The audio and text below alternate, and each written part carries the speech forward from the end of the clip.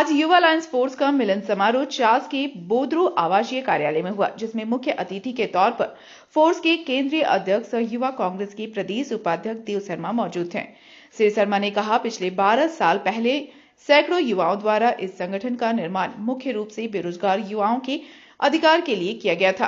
लगभग हजारों युवाओं को हम लोगों ने रोजगार दिलाने का काम किया है। आज युवा लायंस फोर्स बोकारो में किसी भी पहचान का मोहताज नहीं है। हर साल युवा लायंस फोर्स द्वारा कई सामाजिक और धार्मिक कार्यक्रम भी किया जाता है और अब सर्वसम्मति से यह निर्णय लिया गया कि बोकारो के साथ अब पूरे झारखंड के बेरोजगार युवाओं की लड़ाई लड़ेगा। युवा लायंस फोर्स देव ने कहा, मुझे गर्व है कि आज तक न मुझ पर न मेरे इस संगठन युवा लायंस फोर्स के ऊपर कभी किसी तरह का कोई दाग लगा। हमने निस्वार्थ युवाओं के हक और अधिकार के लिए लड़ते रहे हैं और आगे भी लड़ता रहूंगा। अपने बोकारो झारखंड के साथियों के लिए अगर मुझे जेल भी जाना पड़े या फांसी भी चढ़ना पड़े तो हम पीछे नहीं हटेंगे। देव ने कहा, आज हमारा झारखंड पूरे देश को सींचने का काम कर रहा है।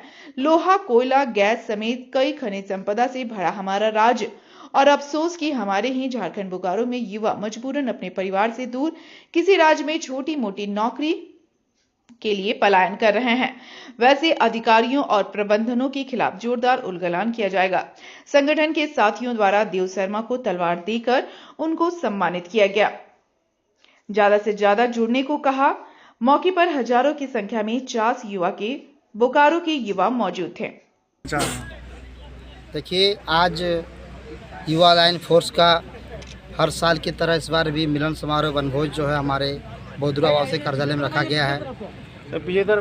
आज मैं बता दूं कि ये युवा लायंस फोर्स जो है पिछले 12 वर्षों से लगातार सामाजिक, धार्मिक और मजदूर, दलित, पिछड़ों, महिलाओं की आवाज़ बनने का काम करता है। हमेशा खास करके बेरोजगार युवाओं के अधिकार के लिए हमारा संगठन किसी भी हद तक जाने के लिए हमेशा तैयार रहा है।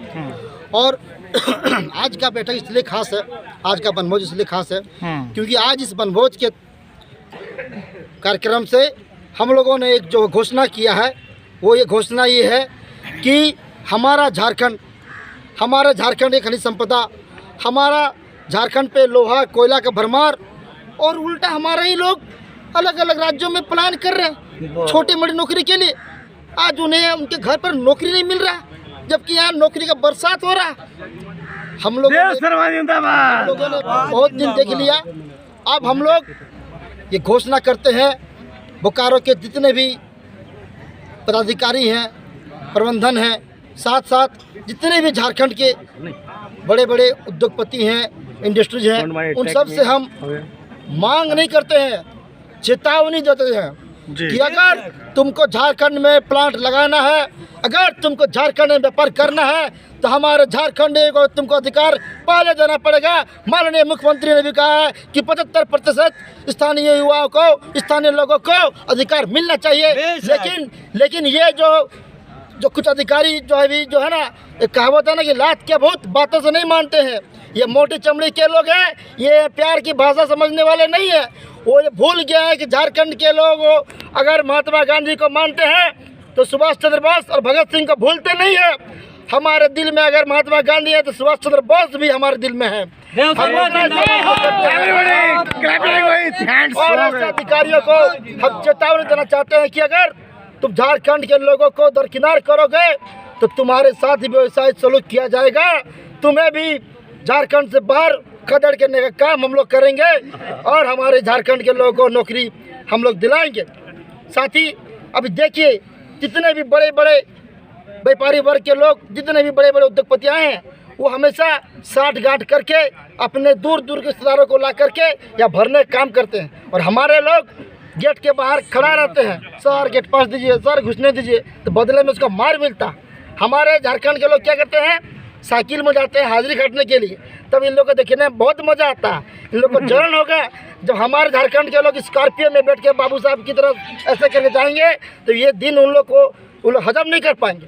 हम बता दें कि ऐसा अधिकारी या तो तुम आदत डाल लो, अब हमारे झारखंड के लोग ऐसे नहीं रहेंगे, हमारे झारखंड के लोग भी एसी वाले रूम पर बैठेंगे। देव शर्मा जिंदाबाद, देव शर्मा जिंदाबाद। या तो तुम आदत डाल लो या तो तुम झारखंड छोड़ दो, क्योंकि झारखंड झारखंडी का था, झारखंडी का है और हमेशा झारखंडी का रहेगा।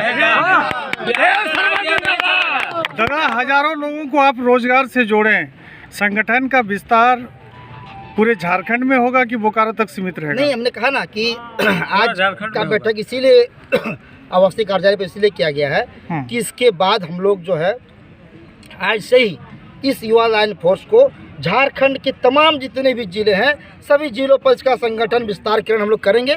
और बोकारो के युवाओं की लड़ाई हम लोग 12 साल से लड़े हैं और मुझे खुशी इस बात की है कि इस 12 साल में हमारे पर कभी कोई दाग नहीं लगा। पूरे बोकारो में कोई नहीं बोल सकता कि किसी से हमने 5 रुपये पैसा नौकरी दिलाने का नाम तो लिया है। तो अब हमको झारखंड के नौजवानों की सेवा करना है, क्योंकि झारखंड के लोग भी हमारे हैं और हम भी उनके हैं। अब जो दोबारा हम लोग बैठक करेंगे दादा, इस संगठन में जो लोग जुड़ रहे हैं वो पॉलिटिकल है, नॉन पॉलिटिकल, जरा बताइए। देखिए, ये युवा लाइन फोर्स जो है सब जानते हैं, ये जो है शुद्ध रूप से सामाजिक संगठन है। इसमें किसी भी तरह कोई पार्टी या कोई बंदिश नहीं है।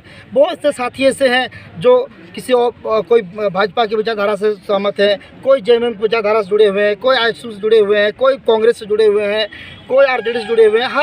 हर दल के लोग, उनका अपना व्यक्तिगत पार्टी अलग हो सकता है, लेकिन ये जो है, अभी आप लोगों ने देखा होगा कुछ दिन पहले हमारे बोकारो के कोई हमारे दास घर के हमारे मित्र थे, हमारे अंसारी घर के कुछ हमारे भाई लोग थे जिनका लाश कहीं कर्नाटक में मिला, किसी का कहीं मिला ही नहीं।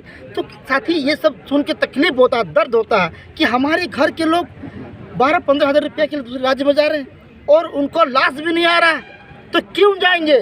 हम लोगों ने ये संकल्प आज लेने का काम किया है कि आज युवा लाइन फोर्स आज ये कमर कस के निकलेगी। रात के बाद झारखंड किसी भी युवा को झारखंड से बाहर जाने के लिए हम लोग नहीं देंगे।